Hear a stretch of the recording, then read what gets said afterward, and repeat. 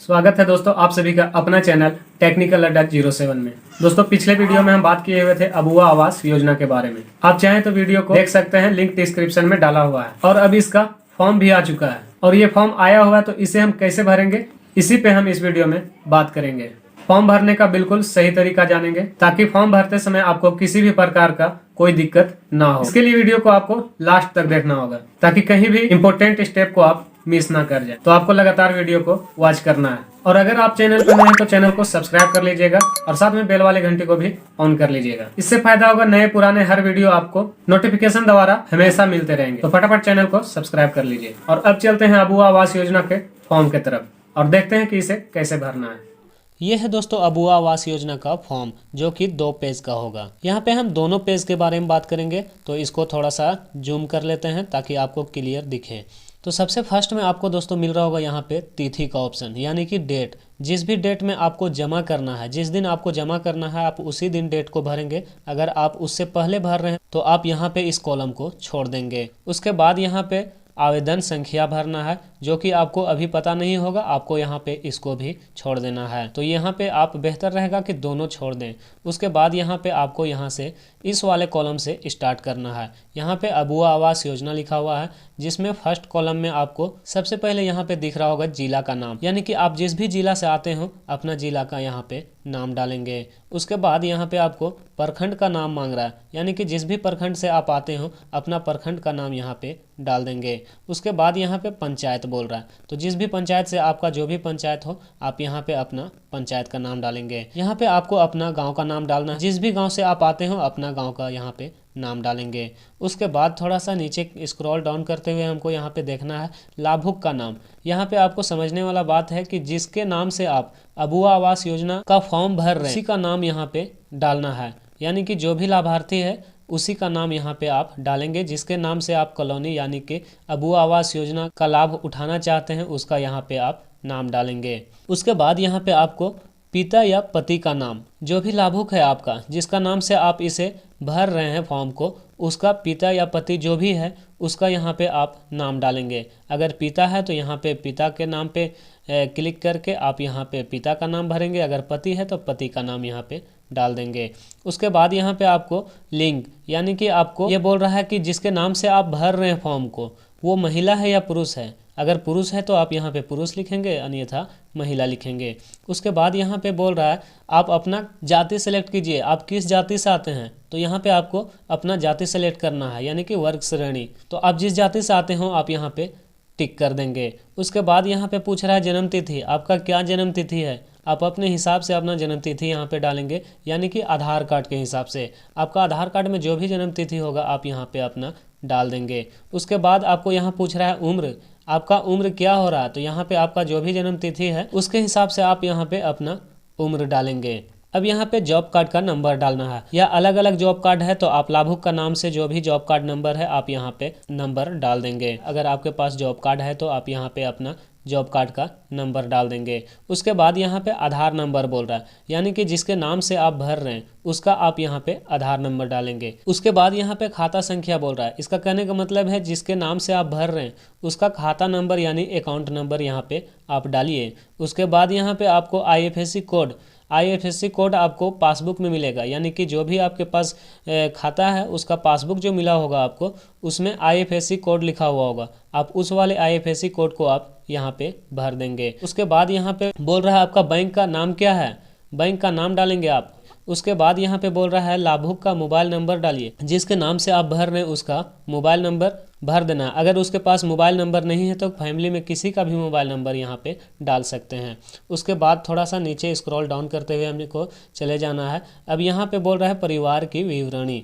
यहाँ पे आपको ध्यान देने वाला बात है दोस्तों, बहुत अच्छे से समझना है यहाँ पे आपको कैसे कैसे भरना है। सो यहाँ पे लिखा हुआ है परिवार के सदस्य का नाम, यहाँ पे मुखिया का नाम लिखा हुआ है, यानी कि जिसके नाम से आप भर रहे हैं उसका बेहतर रहेगा कि आप उसी का नाम यहाँ पे डाल देंगे। तो यहाँ पे उसका नाम डालेंगे। उसके बाद यहाँ पे बोल रहा है पिता का नाम डालें, यानी कि इसका यहाँ पे जिसका नाम आप भरे हुए हैं उसका पिता का नाम यहाँ पे डालेंगे। फिर उसका माता का नाम डालेंगे। यहाँ पे इसका डिटेल इधर नहीं भरना, इसका डिटेल यहाँ पे सीधा भरना है, इधर के आपको भरना है। तो यहाँ पे आप जिसका भी नाम डाले हुए हो आप उसका पिता का नाम यहाँ पे डालेंगे, माता का नाम यहाँ पे डालेंगे। उसके बाद यहाँ पे आपको जन्म तिथि बोल रहा है, यानी कि जन्म तिथि भरें या एज भर दें।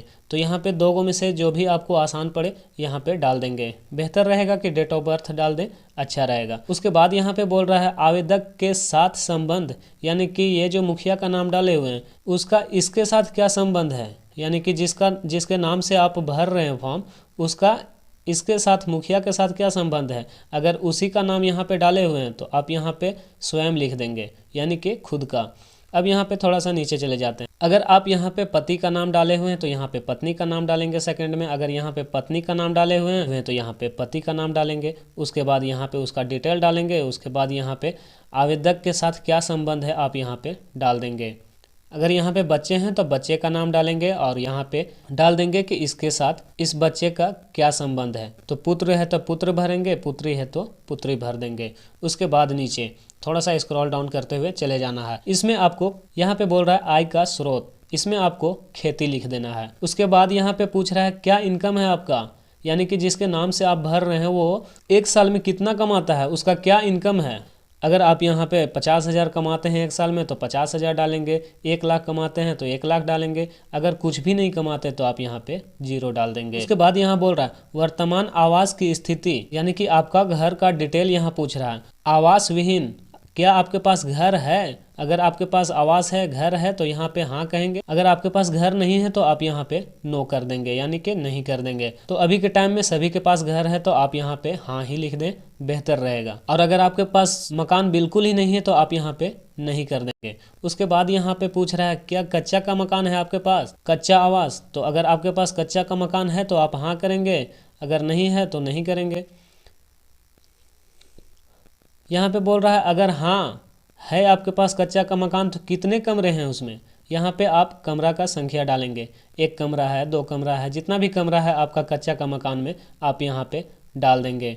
उसके बाद पूछ रहा है यहाँ पे क्या आपका पक्का मकान भी है, आपके पास पक्का मकान है। अगर हाँ है तो आप यहाँ पे पक्का मकान पे हाँ करेंगे, नहीं तो नहीं कर देंगे। अब यहाँ पूछ रहा है अगर आपके पास पक्का का मकान है तो कितने कमरे हैं उसमें, 2 है, 3 है, 4 है, जितने भी कमरे हैं आप यहाँ पे लिख देंगे।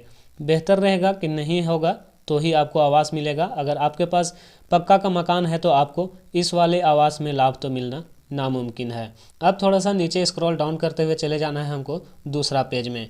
आपको यहाँ पे दूसरा पेज दिख रहा होगा। यहाँ पे बोल रहा है आवास बनाए जाने वाले जमीन की विवरणी, यानी कि जहाँ पे आप आवास बनाएंगे, मतलब जो अबुआ आवास योजना का लाभ जब आपको मिलेगा आप कहाँ पे मकान बनाना चाहेंगे। जिस वाले प्लॉट में आप मकान बनाना चाहेंगे उस वाले प्लॉट का संख्या डालेंगे, यहाँ पे प्लॉट संख्या आपका जमीन का। उसके बाद यहाँ बोल रहा है भूमि की प्रकृति, यानी कि इसका कहने का मतलब है कि आपका जमीन का डिटेल क्या है, गैर मंजूरी है, रैयती है या जंगली एरिया में आता है, जो भी आपका है यहाँ पे आप लिख देंगे। अगर आपका रैयती है तो यहाँ पे रैयती डाल देंगे।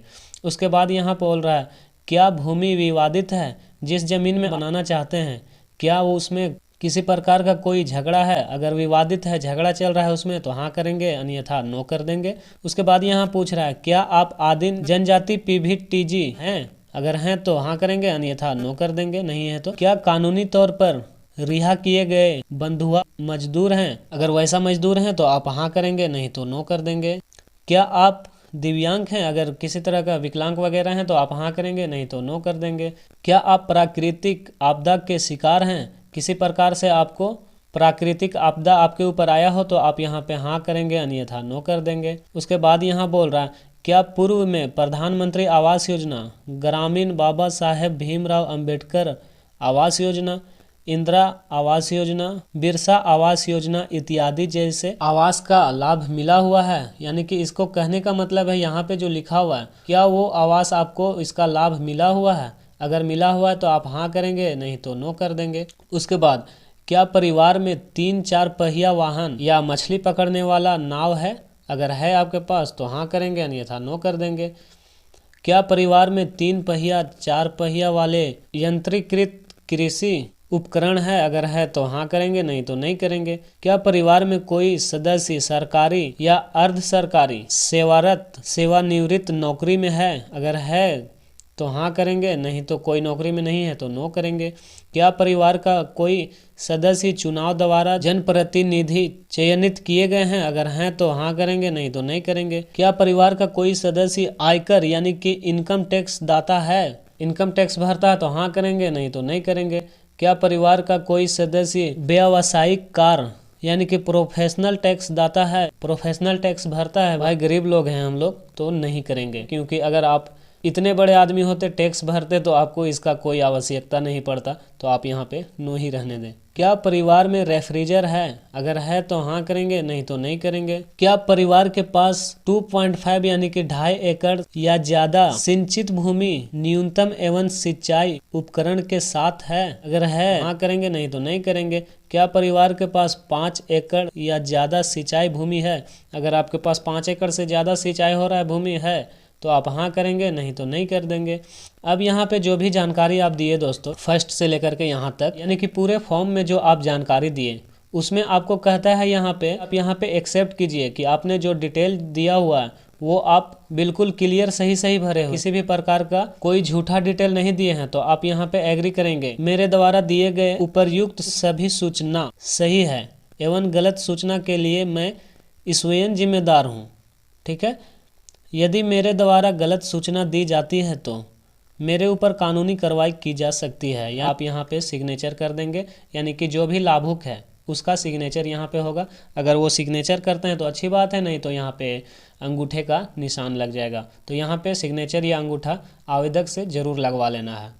ठीक है, उसके बाद यहाँ पे आपको स्क्रॉल डाउन करते हुए हम दिखा देते हैं। यहाँ पे ये आपका स्लिप रहेगा, यानी कि जब आप जमा कीजिएगा फॉर्म तो यहाँ पे इतना आपको काट करके मिल जाएगा। ठीक है, तो आप यहाँ पे चाहें तो अभी भर सकते हैं, नहीं तो उस समय जिसके पास आप जमा करेंगे वो ही भर देगा। यहाँ पे आवेदक संख्या भी डाल देगा वही, और इसे कंप्लीट एक बार वेरीफाई कर लेंगे, यानी कि जो भी आप डिटेल भरे हुए एक बार चेक कर लेंगे, किसी भी प्रकार से कोई दिक्कत तो नहीं ना है इसमें, पूरा डिटेल जरूर चेक कर लीजिएगा। तो ये थी दोस्तों आपके लिए फॉर्म भरने का कंप्लीट प्रोसेस। अगर वीडियो अच्छा लगा तो वीडियो को लाइक कर दीजिएगा और कमेंट बॉक्स में हमें जरूर बताइए आप फॉर्म को भर पाए कि नहीं। और चैनल को अभी तक आपने सब्सक्राइब नहीं किया तो फटाफट चैनल को सब्सक्राइब कर लीजिए।